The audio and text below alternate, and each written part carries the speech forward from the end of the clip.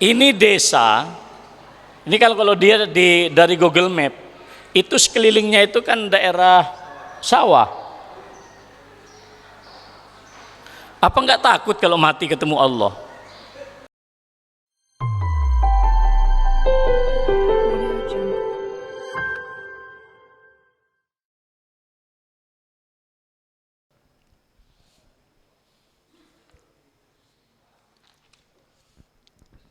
Assalamualaikum warahmatullahi wabarakatuh.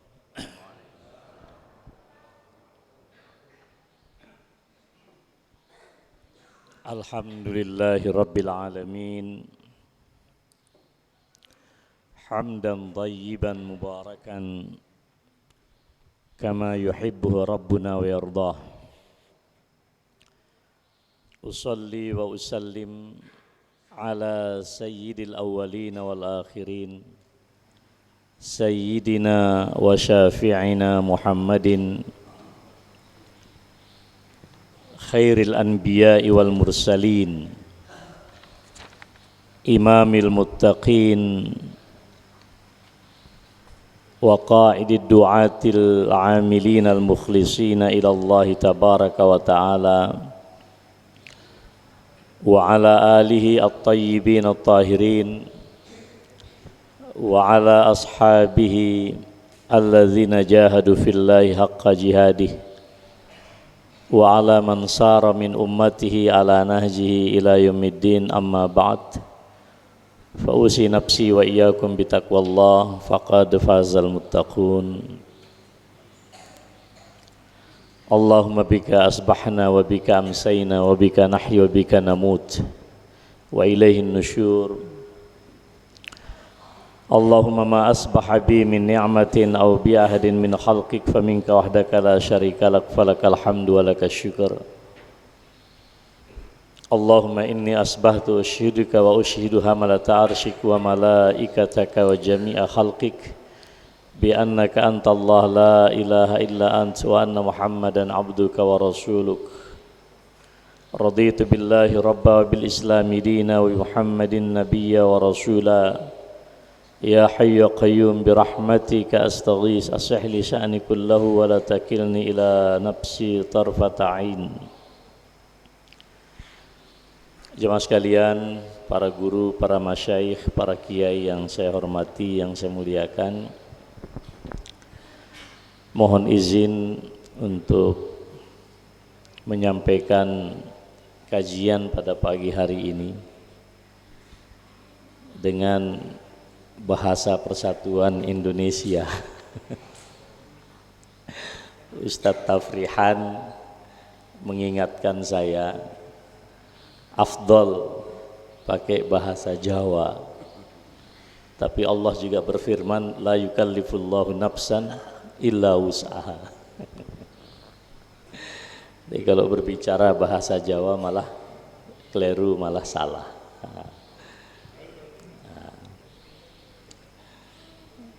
Hadirin dan hadirat yang saya muliakan,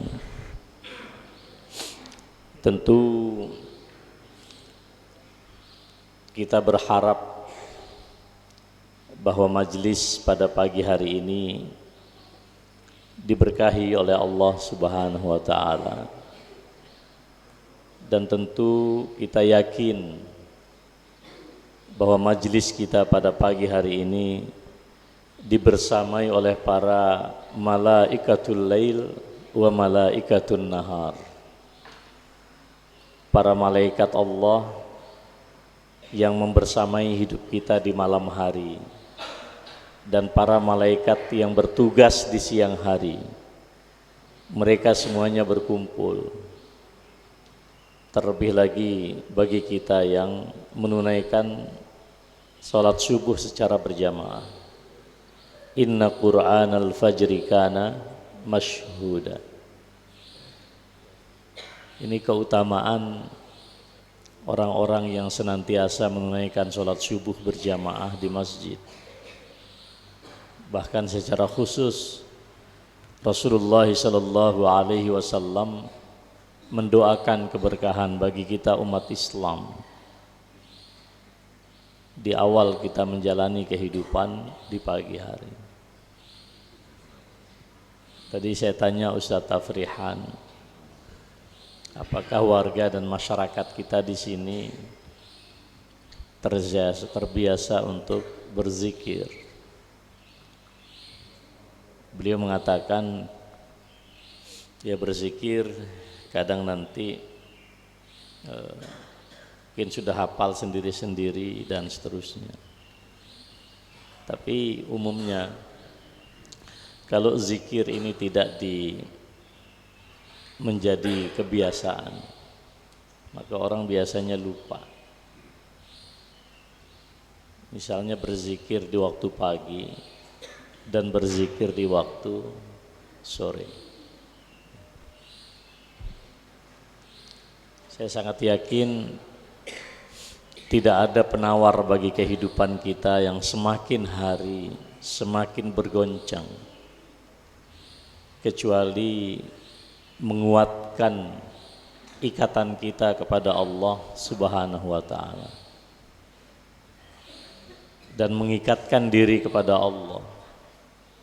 Itu tentu dengan selalu berzikir kepada Allah Subhanahu wa taala.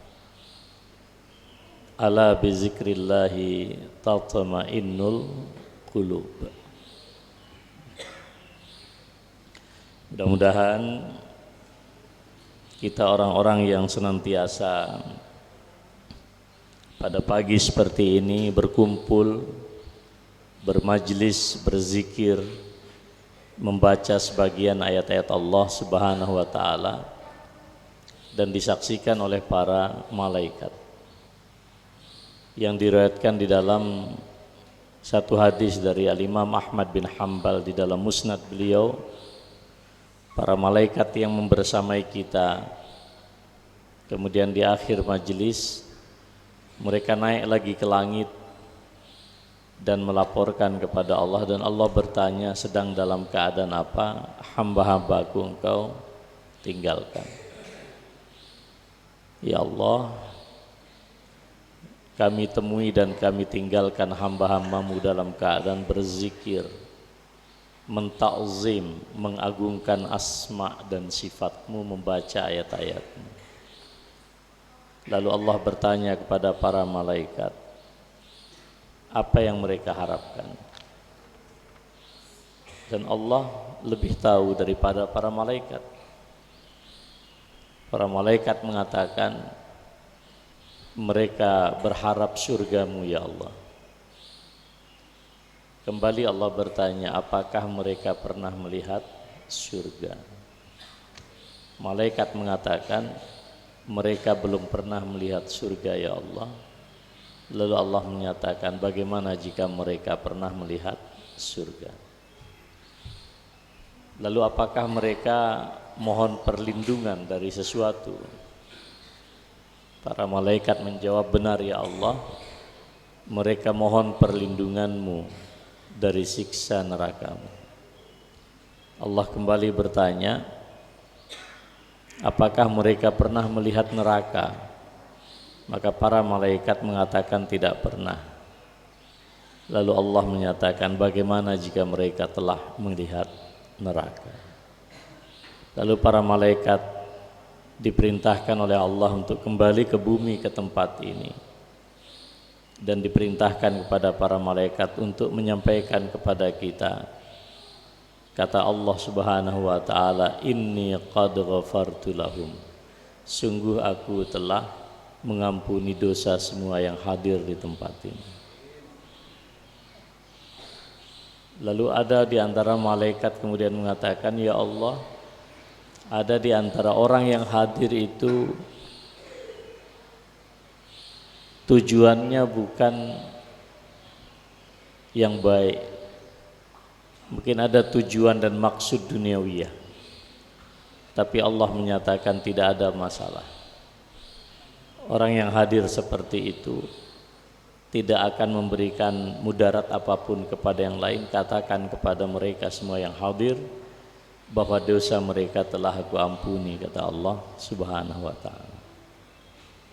Jadi kehadiran kita tentu harus ada rasa bukan hanya imanan tapi juga ihtisab. Kita berharap kepada Allah Subhanahu wa taala, berharap tentang rahmatnya.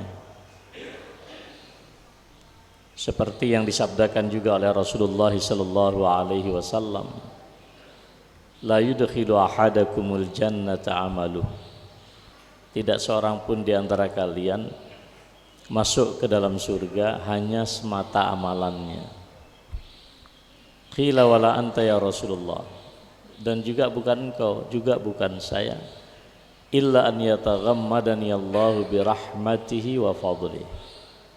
Saya pun tidak, kecuali Allah kemudian melimpahkan kepada saya karunia dan rahmat kasih sayang.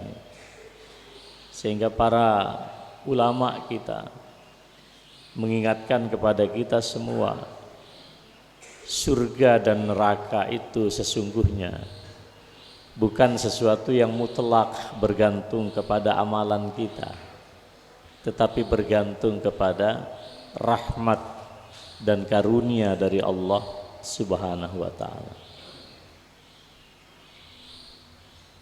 Di dalam hadis Imam Ahmad dikisahkan ada seorang sahabat yang sangat luar biasa. Di dalam suatu peperangan bersama Rasulullah sallallahu alaihi wasallam, beliau banyak sekali membunuh orang-orang kafir yang memerangi Rasulullah. Sampai para sahabat berbangga-bangga, luar biasa sahabat tersebut. Begitu sampai di hadapan Rasulullah sallallahu alaihi wasallam berita itu, dan beliau menyatakan, huwa min ahlin nar. Orang yang kalian banggakan itu, na'udzubillah, bagian daripada penghuni neraka. Misteri. Semua terdiam para sahabat. Sampai kemudian datang seseorang, Allahu Akbar, shadaqta ya Rasulullah. Maha besar Allah, dan sungguh benar apa yang kau katakan wahai Rasulullah. Saya melihat sahabat tadi memang betul pandai sekali memainkan tombak. Banyak orang-orang musyrik dibunuh, tetapi pada akhirnya tadi tombaknya yang tajam ya, menghujam ke atas, yang tumpul ditanam ke bawah, kemudian dia tusuk dadanya dengan tombak itu. Matinya bukan lillahi ta'ala, tapi justru matinya bunuh diri karena ingin kesusu masuk surga. Sehingga di dalam hadis yang lain Rasulullah mengingatkan kita, innar rajula la ya'malu bi'amali ahlil jannah fima yabdu linnas wa huwa min ahlin nar, wa innar rajula la ya'malu bi'amali ahlin nar fima yabdu linnas wa huwa min ahlil jannah. Ada seseorang yang tampilan hidupnya itu penuh dengan amalan-amalan ahli surga, tetapi di dalam catatan Allah dia adalah penghuni neraka. Atau sebaliknya, ada orang yang begitu nista hidupnya, tapi di catatan Allah justru dia adalah penghuni surga. Dan Rasulullah mengingatkan kita, innamal a'malu bil khawatim. Hanyalah amalan kita akan dilihat oleh Allah bagaimana kita mengakhiri hidup ini. Maka para ulama selalu mengajarkan kita, Allahumma inna nas'aluka husnal khatimah. Jadi jemaah sekalian yang saya muliakan, tidak ada seseorang yang bisa berbangga-bangga dengan amalannya. Coba perhatikan seseorang pezina yang diceritakan oleh Rasulullah sallallahu alaihi wasallam. Iya kan? Hanya karena memberikan minum kepada seekor anjing yang haus, dan hanya memberikan minum kepada seekor anjing yang haus, ghafarallahu laha dzanbaha, Allah ampuni segala dosanya. Dia tidak dikisahkan sebagai orang ahli ibadah yang sangat dahsyat, sehingga para ulama mengingatkan kita, kalau memberikan minum kepada seekor anjing saja berakhir dengan surga Allah, bagaimana bila air yang sama, makanan yang sama diberikan kepada manusia yang beriman? Seorang pezina datang, Imra'ah Ghamidiyah, datang menemui Rasulullah SAW, seorang pezina, dan beliau minta disucikan oleh Rasulullah karena telah berzina. Sampai Rasulullah SAW, boleh dikata dalam bahasa kita, percaya ndak percaya, sampai menugaskan beberapa sahabat yang lain agar mengecek apakah si perempuan yang mengaku berzina ini ada penyakit gila. Dicek oleh para sahabat, dan ternyata dia wanita baik-baik saja. Sucikan aku wahai Rasulullah, aku telah berzina. Apakah kamu mengerti zina itu apa? Mengerti. Seperti orang meletakkan pena di dalam botol tinta, dan ini buktinya aku hamil. Hamil di luar nikah. Kata Rasulullah kembali, berikan hak anak ini hidup sampai engkau melahirkan. Setelah sekian bulan datang lagi menemui Rasulullah sallallahu alaihi wasallam. Ini wahai Rasulullah, anak telah aku lahirkan. Kata Rasulullah, berikan haknya untuk menyusu 2 tahun. Pergi 2 tahun kembali kepada baginda Rasulullah sallallahu alaihi wasallam. Aku telah menunaikan hak anak ini wahai Nabi. Nabi tidak punya pilihan karena orang ini betul-betul ingin mensucikan diri, dan ditegakkan hukum rajam. Setengah badannya ditanam, kemudian dilempar dengan batu sampai mati. Sebagian sahabat mencemooh, sebagian sahabat mencela. Nabi mengatakan, jangan kalian mencela perempuan pezina ini. Sesungguhnya aku diperlihatkan oleh Allah, jika taubat perempuan ini yang diterima dikabulkan oleh Allah, dibagikan kepada semua penghuni Madinah, malah lebih. Seorang pezina.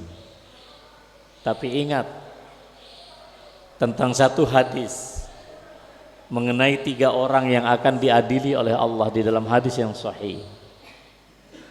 Datang menghadap Allah.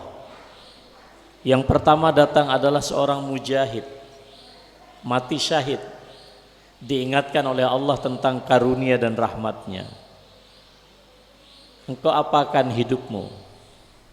Aku berjihad di jalanmu ya Allah sampai aku mati syahid. Allah mengatakan, kazabta, engkau dusta. Engkau dusta. Engkau tidak berjihad di jalanku. Engkau berjuang hanya semata agar dikatakan oleh orang engkau adalah seorang pahlawan pemberani. Faturiha finnar, dilempar ke dalam api neraka. Datang orang kedua, alimun au qari'ul Quran, seorang alim, seorang yang pandai membaca Al-Quran. Engkau apakan anugerah hidup yang aku berikan kepadamu? Diakui, ya Allah, ta'allamtu fikal Quran wa 'allamtuhu linnas. Aku mempelajari Al-Quran, pelajari ilmu pengetahuan, dan aku ajarkan kepada manusia hanya untuk mendapatkan ridhamu. Apa kata Allah? kazabta, engkau dusta.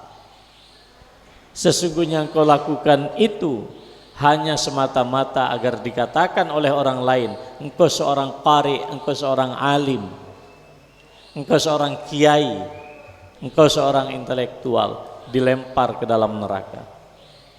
Datang lagi seorang dermawan, engkau apakan karunia hidup? Tidak ada jalan kebaikan ya Allah kecuali kuinfakkan hartaku di situ untuk mencari ridhamu. Allah jawab, kazabta, engkau dusta. Engkau lakukan itu hanya agar dikatakan oleh orang, engkau adalah seorang dermawan, faturiha finnar. Jadi jemaah sekalian yang saya muliakan, ya. Jazakumullah khairan.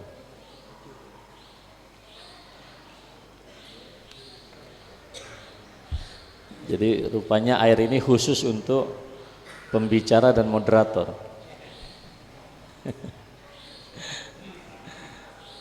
Jadi jemaah sekalian yang saya muliakan, innallaha ghaniyyun wa antumul fuqara. Allah maha kaya, tidak butuh kita. Kita yang butuh pada Allah. Maka kita diajarkan oleh Rasulullah untuk berdoa di pagi hari. Ya Hayyu ya Qayyum, birahmatika astaghits, aslih li sya'ni kullahu wala takilni ila nafsi tarfata ain. Ya Allah, zat yang maha hidup dan menghidupkan, hanya dengan rahmat-Mu kami merintih memohon pertolongan-Mu, istighatsah. Perbaiki keadaanku ya Allah, aslih li sya'ni kullah, perbaiki keadaanku semuanya, wala takilni ila nafsi tarfata ain. Setelah ini ada kopi. Luar biasa. Jazakumullah khair. Jangan engkau serahkan diriku ya Allah kepada diriku yang lemah ini. Itu Pak.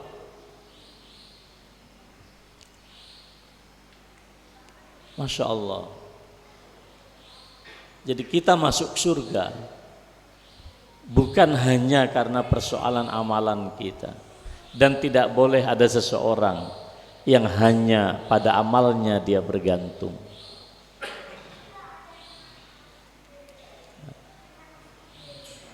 Jadi jemaah sekalian yang saya muliakan, mari kita lihat di dalam satu hadis yang lain, seseorang biqadrihi wa qada'ih, dengan qadar dan qada'nya Allah Subhanahu wa taala, dia ditakdirkan surga yang sangat tinggi, tetapi amal ibadahnya tidak nyanda Pak, enggak sampai. Apa Allah lakukan? Maka Allah berikan dia ujian pada harta, benda, diri, keluarga, bahkan jiwanya. Dia berikan ujian sakit, hartanya habis, musibah malapetaka. Lalu ketika menjalani musibah itu, dia terima dengan sikap ikhlas dan ridha kepada Allah. Pada saat dia ikhlas dan ridha, Allah cabut usianya. Dengan ridha dan ikhlasnya pada saat menjalani musibah, Allah angkat derajatnya pada surga yang telah ditentukan oleh Allah. Saya didatangi seorang ibu yang suatu saat qadarullah, anaknya meninggal dunia. Meninggal dunia hal yang biasa, yang membuat beliau miris. Ananda menjemput ajalnya itu dengan disertai suatu penyakit yang dalam pandangan masyarakat aib. Qadarullah, Beliau waktu itu terkena penyakit HIV. Tinggal di Bandung. Saya tanya, ngajinya di mana? Karena kalau nyebut Bandung saya agak curiga, Ustaz. Nah, jangan-jangan ikut Syiah gitu kan. Tidak. Ngajinya justru sama Aagim. Tapi kok kena sakit itu? Singkat cerita ternyata anak ini ikut satu komunitas yang sekarang lagi banyak, nauzubillah, akan terjadi di tempat kita ini, yaitu kehidupan sesama jenis. Ini lagi tren sekarang. Pertanyaan ibunda, Ustadz, ada tidak harapan anak saya mati dalam kebaikan? Apa jawaban saya? Bu, saya bilang, bagaimana kita berhusnuzon? Karena Rasulullah mengingatkan kita, uzkuru mahasina mautakum. Kalau ada orang mati, kewajiban kita hanya menyebut kebaikannya, bukan yang lain. Bu, saya bilang, Ananda ini diponis oleh dokter penyakit yang sangat menakutkan. Bahkan masa usianya sudah diprediksi dia tidak akan sanggup bertahan lebih dari sekian waktu. Bu, saya bilang, orang yang dalam keadaan seperti itu kita tidak pernah tahu. Ada amalan yang rahasia antara dia dengan Allah. Mungkin ketika menjalani detik-detik terakhir hidupnya dia sempat bertaubat kepada Allah, beristighfar, dan kita tidak pernah tahu. Kita husnuzan, siapa tahu di antara sekian lantunan istighfar dan taubat yang dia sampaikan, terutama taubat, Allah kemudian mengabulkan taubatnya. Tidak ada yang bisa menolak itu, saudara sekalian. Maka kita ini hidup sebagaimana kata Rasulullah sallallahu alaihi wasallam, ma min qalbi min Adam illa baina asabi'ir rahman. Tidak ada di antara kolbu kita ini kecuali dia tergantung pada jari Allah Subhanahu wa ta'ala, tergantung pada kehendak Allah Subhanahu wa ta'ala. Berapa? Padahal sekarang penelitian mengatakan semakin banyak anak generasi saat ini yang sudah tidak tergantung kepada Allah. Itu pernah saya tulis di Instagram saya. Anak sekarang muncul aliran yang sangat kuat dalam kehidupan anak-anak kita generasi milenial. Apa itu? Agnotisme. Suatu aliran baru pemikiran kehidupan yang sudah tidak lagi peduli dengan kebenaran agama-agama.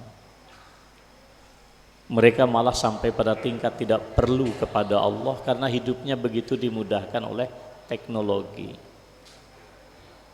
Di Jepang sekarang kalau orang pergi ke kuil, yang ditemukan bukan para pendeta, tapi robot yang sudah disetting, dibuat seperti pendeta.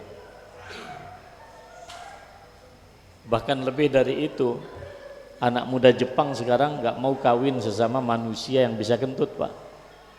Kawinnya sama boneka. Kehidupan sudah demikian jauh. Itu yang saya katakan, satu hal yang sangat berharga saat ini. Saya tanya tadi Ustaz Tafrihan, zikir ini menjadi sangat signifikan, Ustaz. Wala takunu kalladzina nasullaha fansahum anfusahum ulaika humul fasiqun. Sudah. Orang bisa bergantung dengan benda ini dan melupakan segala sesuatu. Jangankan Allah, dirinya pun lupa. Maka waktu sekarang berjalan begitu cepat. Mengapa? karena benda ini.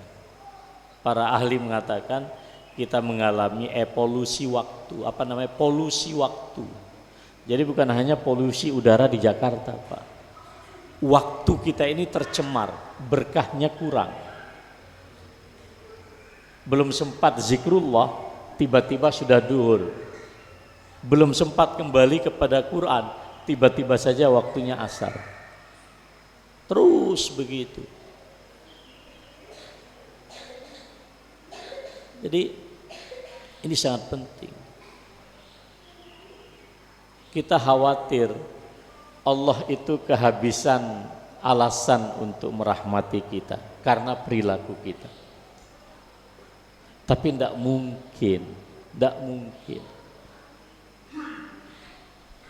Kalau tidak ada orang di antara kalian yang gemar lagi bertaubat, kata Allah, akan aku ciptakan sekian banyak makhluk yang mereka semua melakukan dosa, dan setelah itu ditakdirkan oleh Allah agar mereka bertaubat kepada Allah. Jadi saya kira ini penting, Pak. Ini poin yang menurut saya sangat penting. Kalau persoalan yang kayak begini, Pak, belum selesai, zikir kita juga masih setengah-setengah, amalan kemanusiaan kita juga masih tanggung. Kan kita boleh bertanya, apa alasan Allah memasukkan kita ke dalam surga?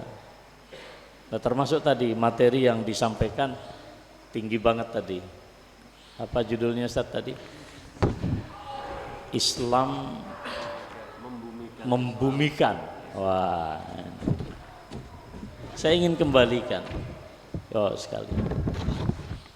Jadi sebelum saya bicara tentang berkemajuan, mohon maaf dan mohon izin, saya bicara dulu tentang zikrullah tadi.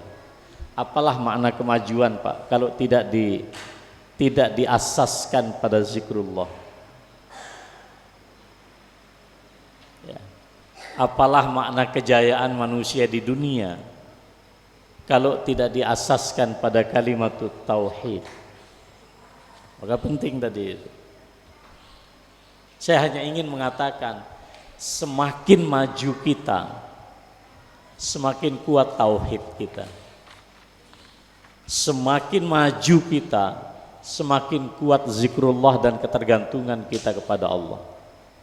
Tapi kalau kita mengklaim kita maju, tidak zikrullah, tauhidnya amburadul, saya hanya ingin mengatakan omong kosong. Maka lihat nanti di dalam dokumen yang diterbitkan oleh muktamar kita, asas yang pertama bagi kemajuan itu adalah ala at-tauhid. Coba Ustaz Taprihan buka dokumennya itu. Pondasi pertama yang disebut dalam putusan Muktamar Muhammadiyah yang disebut dengan at-taqaddum muassasun ala tauhid. Kemajuan apapun termasuk yang disuarakan oleh Muhammadiyah, asasnya adalah tauhid. Ini berat. Oleh karena itu, dari mana kita memulai tentang persoalan ini? Kita mulai dari wahyu. Di dalam penjelasan para ulama kita, ada 4 surat yang secara tartib nuzulul Quran, kronologis turunnya Al-Quran, yang pertama kita semuanya tahu, yaitu adalah surat Al-Alaq. Iqra bismi rabbikal ladzi khalaq sampai ayat yang kelima. Surat yang kedua dalam pandangan sebagian mufassir itu adalah Nun wal qalami wama yasturu. Surat yang ketiga adalah Al-Muzammil. Ya ayyuhal muzammil qumil laila illa qalila nisfahu aw yanqus minhu qalila aw zid alaihi warattilil qur'ana tartila. Ya. Sampai selanjutnya, inna sanulqi alaika qawlan thaqila inna nasyiatal laili hiya ashaddu wat'a wa aqwamu qila inna laka fin nahari sabahun tawila wazkur isma rabbika wa tabattal ilaihi tabtila, dan seterusnya. Dan surat yang keempat itu adalah Al-Muddathir, ya ayyuhal muddathir kum fa'anzir wa rabbaka fakabbir wa thiyabaka fatahhir wa rujza fahjur wa la tamnun tastakthir wa li rabbika fasbir. Kalau membaca 4 surat ini, Pak, luar biasa. Iqra, surat yang mengajarkan tentang makna membaca dan tradisi menulis di surat Al-Qalam. Iqra bismi rabbikal ladzi khalaq. Tidak cukup tradisi tulis menulis lagi, nun wal qalami wa ma yasturun, demi pena dan apa yang mereka catatkan. Tidak cukup lagi, harus ada penguatan spiritualitas. Ya ayyuhal muzammil. Ini ada amanah yang sangat besar. Sampai Nabi itu berselimut, tapi perintahnya qumil laila illa qalila, membangun kekuatan rohaniah. Cukup tidak, harus move on, bergerak menyampaikan dakwah yang ada di dalam surat Al-Muddathir. 4 surat yang kurang lebih kalau kemudian kita hadapkan dengan kenyataan hidup yang disebut dengan al-hayat al-jahiliyah, kehidupan jahiliyah. Kalau para ulama kita tanya, mahiyal jahiliyah, apa itu jahiliyah? Maka kita akan dapatkan penjelasan sederhana. Al-jahiliyah al-halatus sayyi'ah as-sa'idah qabla bi'satin nabi sallallahu alaihi wasallam. Al-halatus sayyi'ah as-sa'idah, keadaan yang buruk yang melampaui semua kehidupan umat manusia waktu itu. Qabla bi'satin nabi, sebelum diutusnya baginda Rasulullah sallallahu alaihi wasallam. Ada 2 yang disebut oleh para ulama. Pertama, minal jahli billah, kejahilan mereka tentang siapa Tuhannya. Yang kedua, al-bu'di an sabilil mursalin, jauh dari jalan kehidupan para rasul. 2 makna jahiliyah. 1, tidak tahu siapa Tuhan yang dia sembah. Yang kedua, the way of life, jalan kehidupannya tidak seperti yang digambarkan dan diajarkan oleh para rasul. Jahiliyah di dalam Al-Quran itu hanya 4 kali disebut. Jadi sebelum bicara kemajuan, Pak, harus paham dulu bagaimana itu jahiliyah. Dalam Al-Quran, yazunnuna billahi zannal jahiliyah, praduga jahiliyah, spekulasi jahiliyah. Apa contoh zannul jahiliyah? Ada orang ngira Tuhan itu 3. Laqad kafaral ladzina qalu innallaha salisu salasa.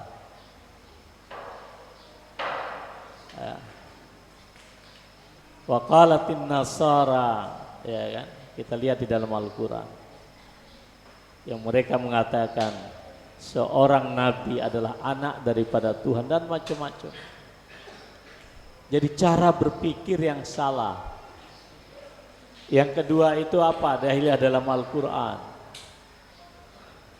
Afa hukmal jahiliyah yabghun, hukum politik jahiliyah.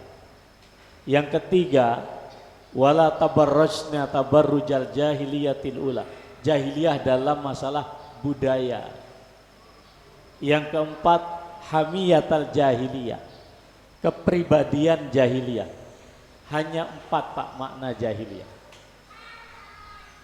Maka Nabi alaihissalam diturunkan oleh Allah, ditugaskan oleh Allah untuk menyelamatkan umat manusia dari jahiliyah.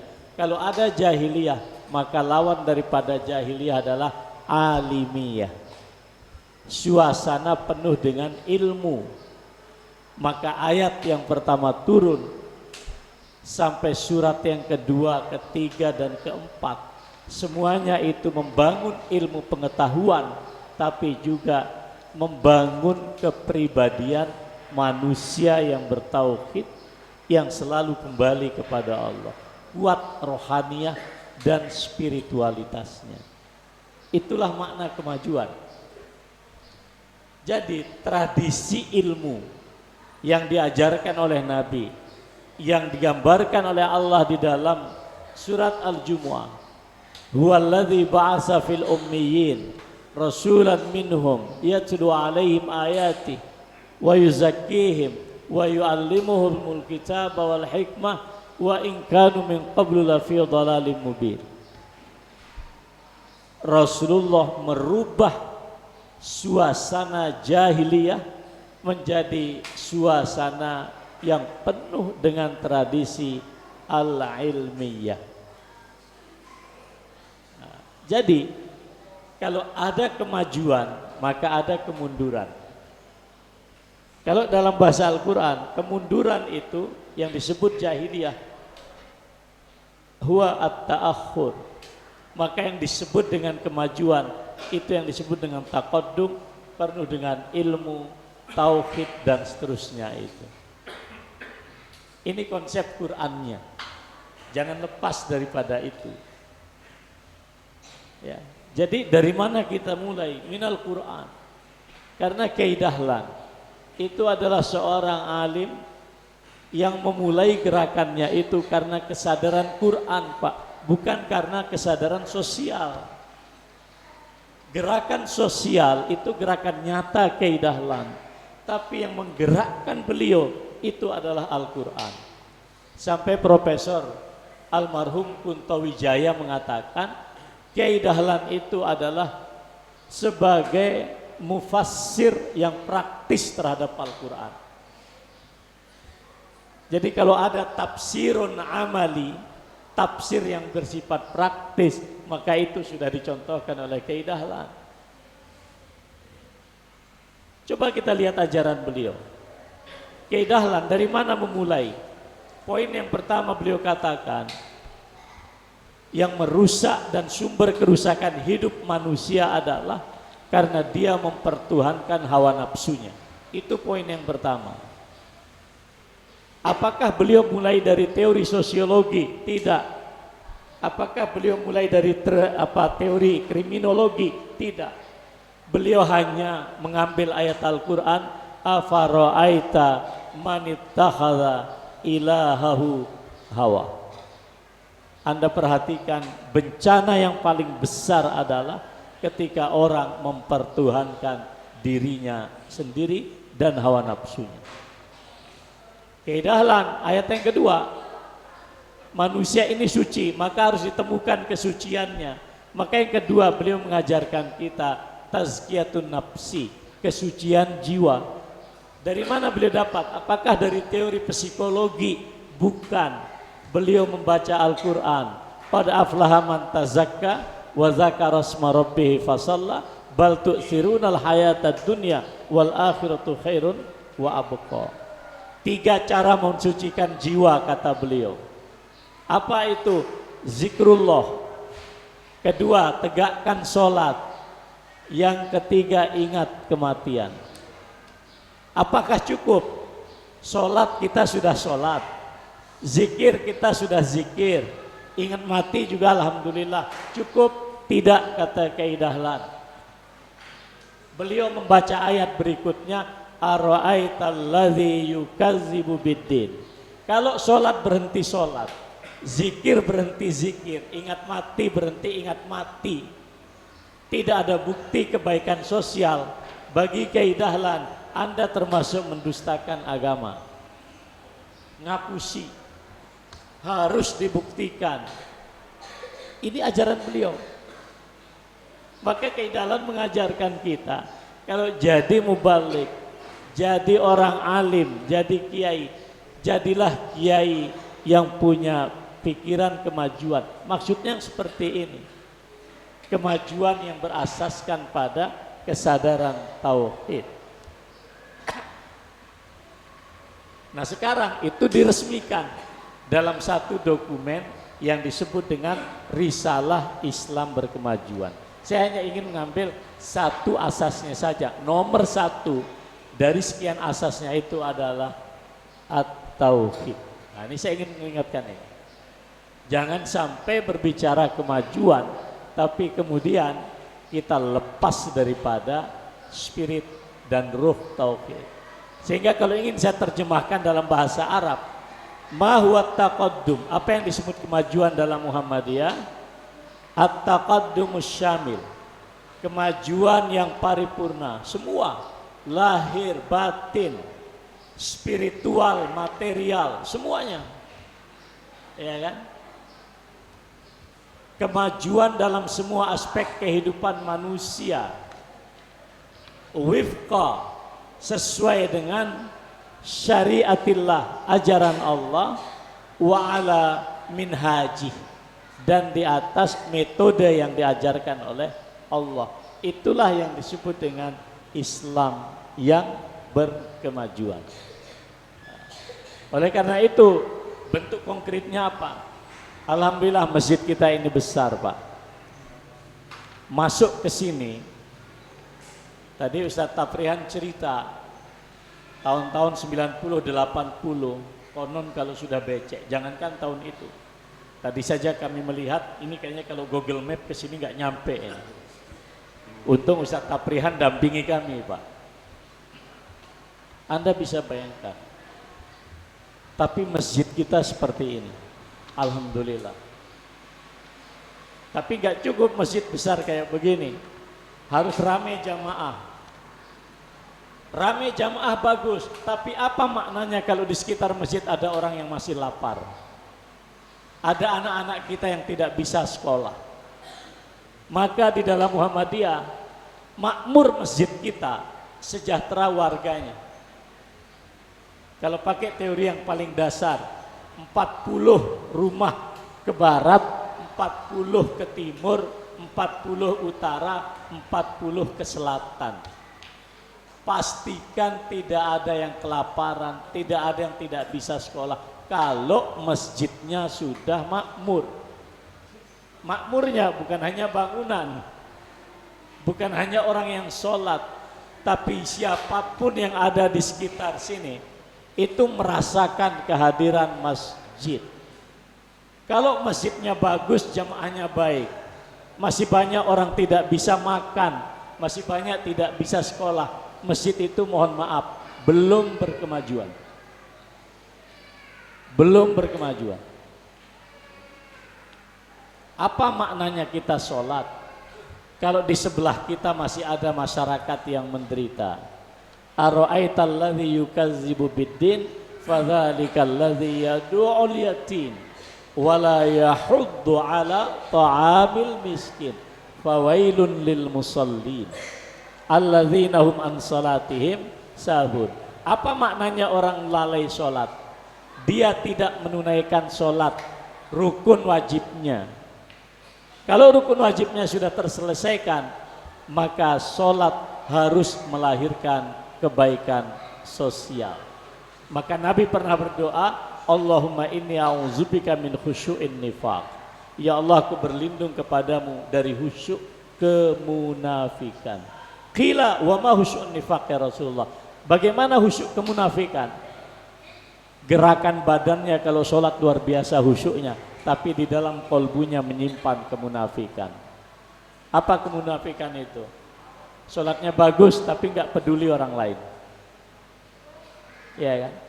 Sampai Rasulullah mengajarkan kita sederhana, Man kana yu'minu billah, hanya dua pilihannya, falyakul khairan aw liyasmut, katakan yang baik, kalau tidak diam.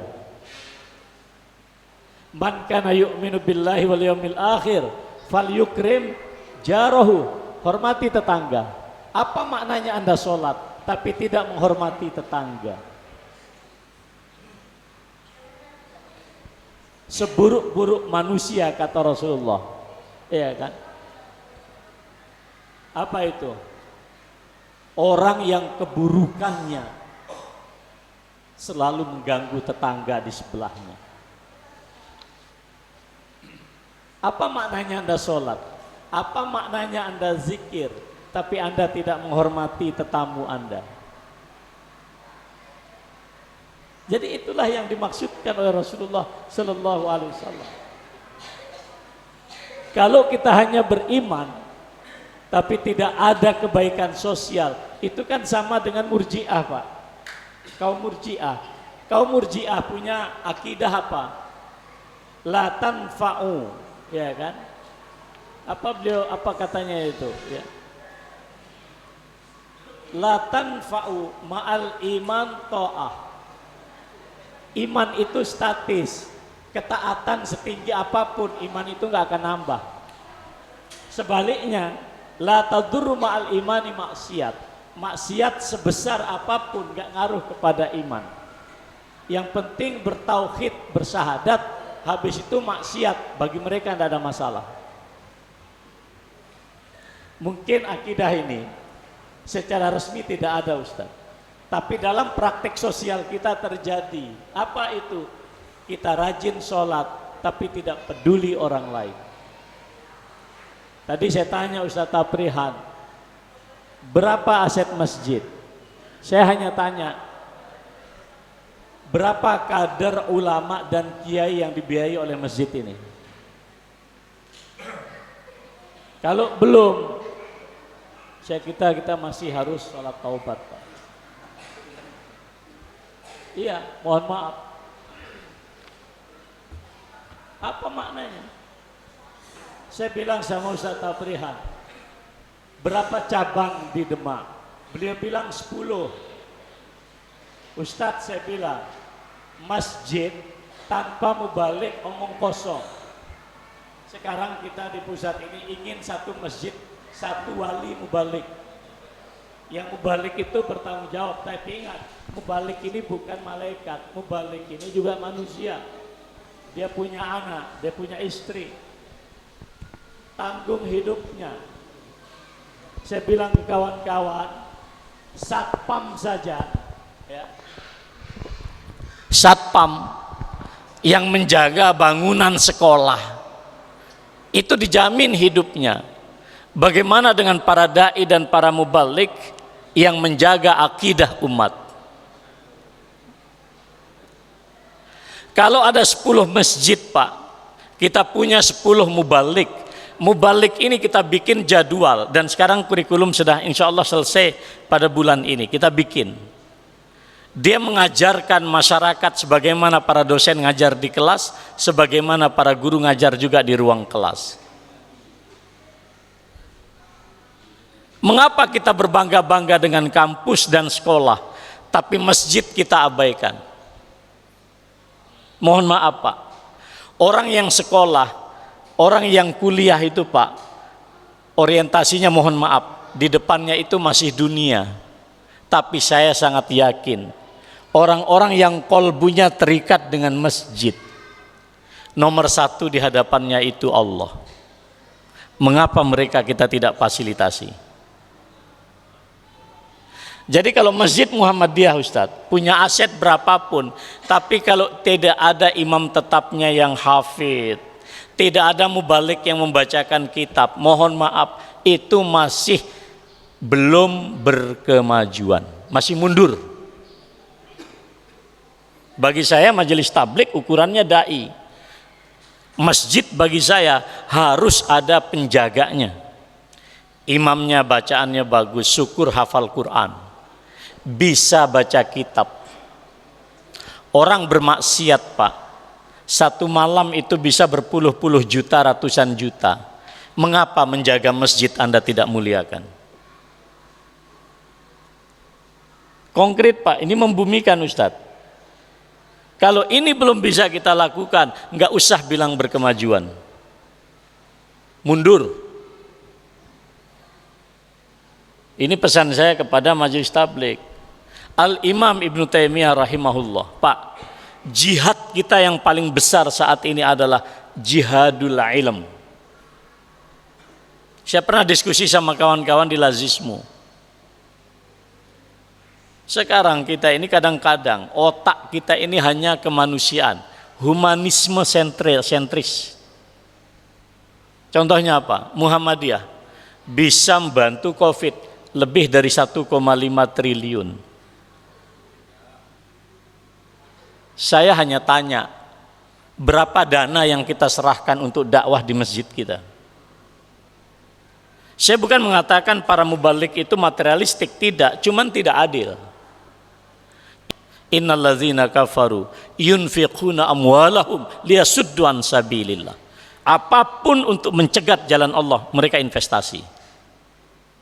Tapi memang Rasulullah menyatakan uhitatil jannatu bil makarih wa uhitatun nar bisyahawat. Kalau ada lingkaran surga, maka di sekeliling surga yang tidak disukai oleh manusia. Kalau ada lingkaran neraka, maka di situ penuh dengan glamor yang disukai oleh manusia. Ini penting, Pak. Saya hanya punya keyakinan dua, Pak. Dalam dunia yang kayak begini, umat ini hanya punya dua pertahanan. Saya tidak pakai teori sosial manapun. Pertahanan pribadi yang paling baik adalah ku anfusakum wa ahlikum naro. Rumah, Pak. Ingat, angka perceraian kita di Indonesia itu sudah mau tembus nomor 1 di Asia Pasifik. Beberapa tahun yang lalu kami diskusi dengan Profesor Nasaruddin Umar, Imam Masjid Istiqlal. Angka perceraian waktu itu sudah 500 juta setahun. Rapuh sekali, Pak. Potret rumah tangga kita. Padahal sekarang ini, Pak, pertahanan pribadi yang paling baik adalah keluarga. Dan pertahanan sosial yang paling baik adalah masjid. Dalil yang pertama, ku anfusakum wa ahlikum nar. Dalil yang kedua, la masjidun ussisa ala taqwa min awal yaumin ahaqqu an taquma fihi rijalun yuhibbuna an yatatahharu wallahu yuhibbul mutahhirin. Kalau ingin cari masyarakat yang bersih jiwanya, bersih badannya, carilah orang-orang yang ada di masjid. Maka masjid kita harus keren. Ustaz Tafrihan, saya belum melihat di sini ATM beras, Ustaz. ATM beras, muliakan orang yang tidak bisa beli beras, Pak. Tidak usah mereka disuruh antri, berikan mereka ATM. Jatah sampean misalnya 3 kilo per minggu. Dia datang ke sini dengan penuh hormat. Dia sholat di sini, kemudian klik ATM, berasnya keluar 3 kilo. Ini masjid sebesar ini seharusnya sudah ada ATM beras, Ustaz. 24 jam seharusnya siapapun bisa menikmati dunia di sini. Orang ingin ngopi datang ke masjid, orang ingin makan datang ke masjid. Kalau belum, surga kita masih jauh. Belum maju itu masih mundur. Karena Ustaz Taprihan tadi membisiki saya, ini masjid kita ini lumayan kuat, Ustaz. Saya tidak percaya kuat, ATM beras untuk orang miskin nggak ada kok. Mana coba? Bahkan mohon maaf, Pak, kalau ada orang non muslim habis bekalnya di jalan, yang dia cari adalah masjid apa namanya nih, Ustaz? Al-Manar. Nah, coba, gimana kita menyebut Al-Manar? Al-Manar dari kata nur. Ibu bapak kalau haji, Kita kan bis itu dipandu oleh sinar loh, sinar laser. Almanar itu salah satu maknanya sinar laser itu. Jadi besok Pak kalau ada orang lapar di kampung sebelah, di situ ada sinar laser. Oh itulah Masjid Almanar. Cari makan di sini. Kalau belum maju. Walaupun Anda bikin baliho pakai cetakan tinta emas, Islam berkemajuan. Tapi Anda belum sedekah, enggak maju itu. Ya kita konkret saja Ustadz. Sekarang dari sekian, tadi saya disebut di sini anak-anak muda kita. Dari anak muda, saya sama Ustadz Adi Hidayat sekarang ini Pak sedang lagi mencari para hafid 30 juz karena Ustadz Adi menghendaki 30 juz. Kita akan sekarang ada 27 Ustadz di Asmaria University. Tahun depan insya Allah Madinah buka lagi buat kita. Itu Ustadz Adi Hidayat sama saya ngurus sendiri itu. Ada nggak kader kita di sini Ustadz? Yang hidupnya dibiayai itu memang untuk, kalau Maryam saja bernazar, inni nazartu laka ma fi batni muharrar, dari rahimnya sudah dinazarkan bahwa anak ini diwakafkan untuk tempat ibadah. Mungkin terlalu tinggi bagi kita. Sekarang ada anak-anak kita di sini sekolah Ustaz ya, pondok di sini. Mereka masih bayar Ustaz. Nah, persoalan lagi. Kalau maju seharusnya sekolahnya gratis. Nah.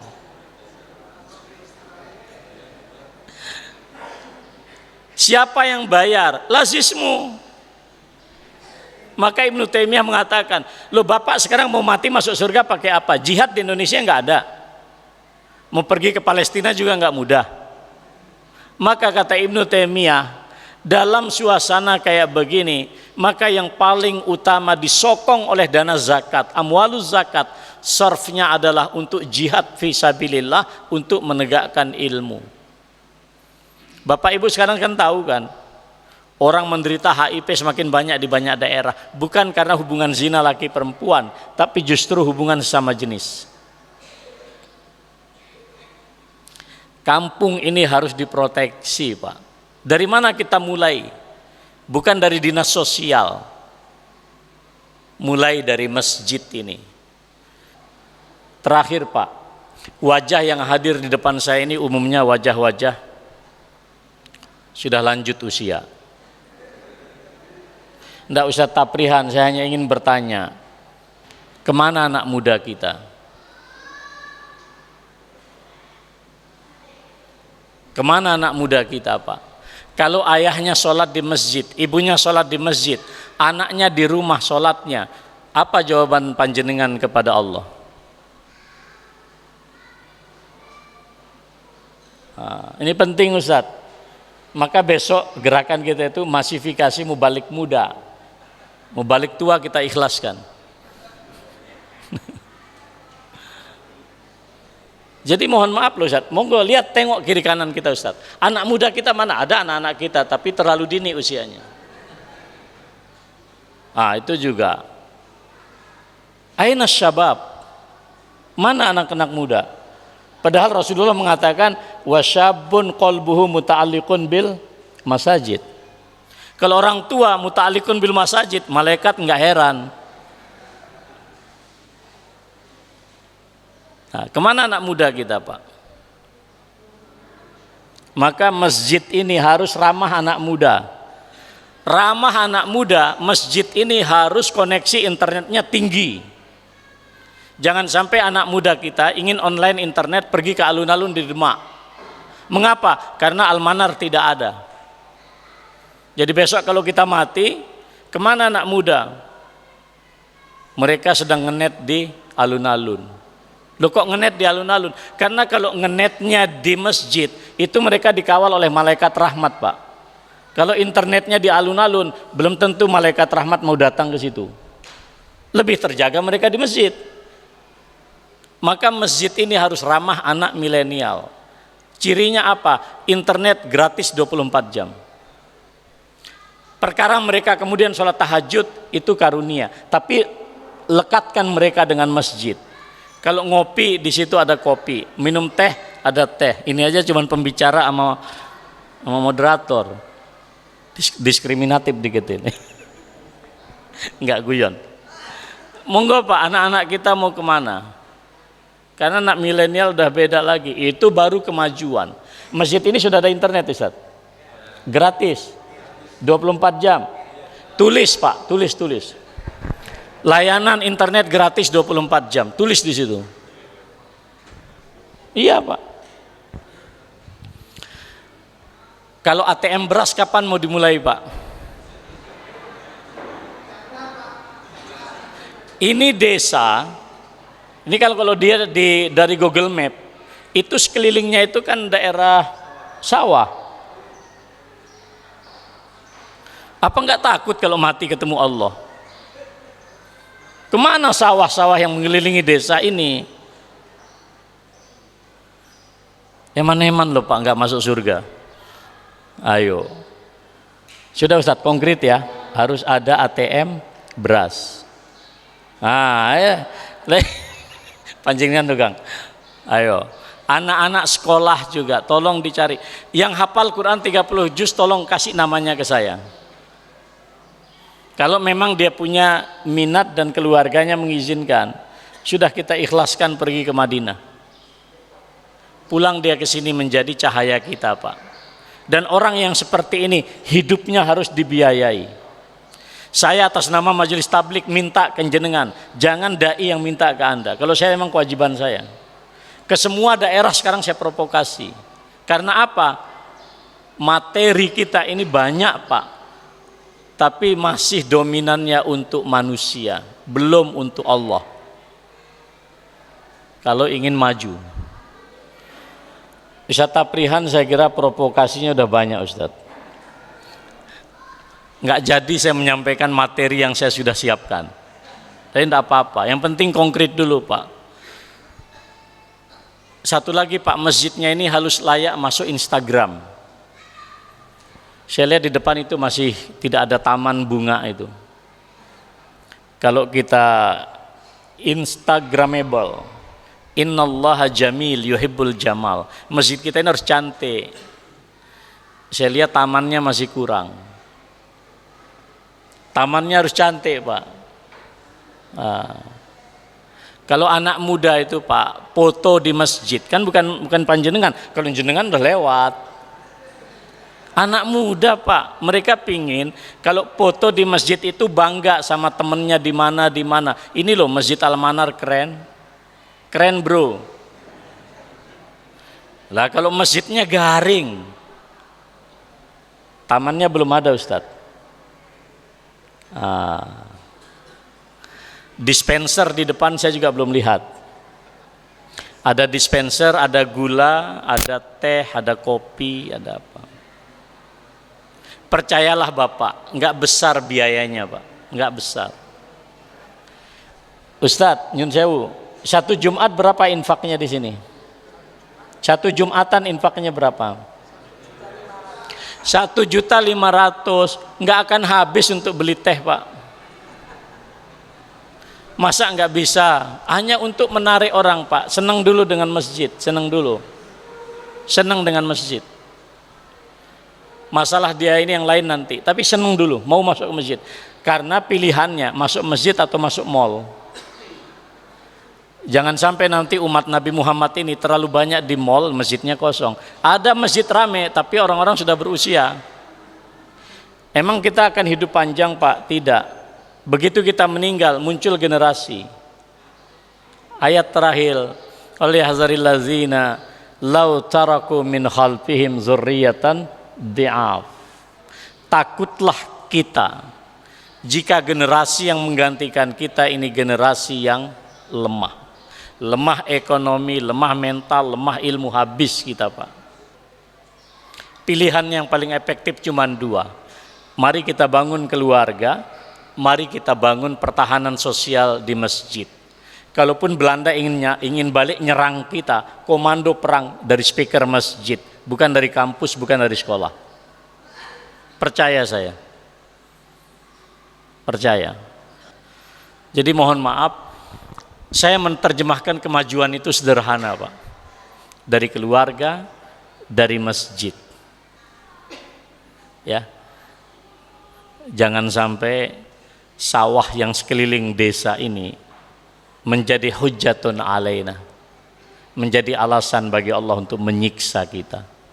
Kita harus berpikir setiap inci dari masjid ini, setiap inci dari sawah ini, semuanya bersaksi, al-yawma nakhtimu ala afwahihim wa tukallimuna aydihim wa tashhadu arjuluhum bima kanu yaksibun. Semua dinding masjid akan memberi kesaksian kita orang baik. Sawah-sawah akan memberi kesaksian kita orang soleh. Jangan sebaliknya. Sawahnya datang, ya Allah, aku hanya diperas untuk memenuhi hasrat dunianya, ya Allah. Hasil dari perutku, kata sawah, tidak pernah diserahkan di jalan. Habis ini ketua takmir tolong hitung berapa punya infak masjid ini berapa. Jangan pernah bercita-cita mendepositokan uang masjid. Sekarang banyak takmir itu berbangga-bangga kalau depositonya sekian ratus juta, tidak ada maknanya. Serahkan di jalan Allah dengan manajemen yang benar, transparan, laporkan ke masyarakat. Saya tidak tahu ini laporannya seperti apa.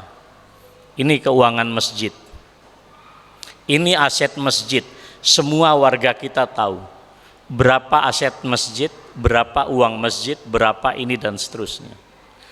Akuntabel, transparan, tapi tidak cukup, harus auditable, siap diaudit. Wah, rasa-rasanya kayak begitu, Pak. Masjid ini betul-betul namanya Al-Manar. Kalau belum, Muslim, Pak. Masih gelap kita. Al-Manar itu satu kata dengan nar, nur, munawwar. Al-Manar. Luar biasa. Saya kira itu saja ya Bapak sekalian. Kemajuan kita yang sederhana saja, nggak usah tinggi-tinggi. Nggak usah tinggi-tinggi. Ya, saya kira demikian. Wassallallahu ala sayyidina Muhammad wa ala alihi wa sahbihi ajma'in. Wassalamualaikum warahmatullahi wabarakatuh.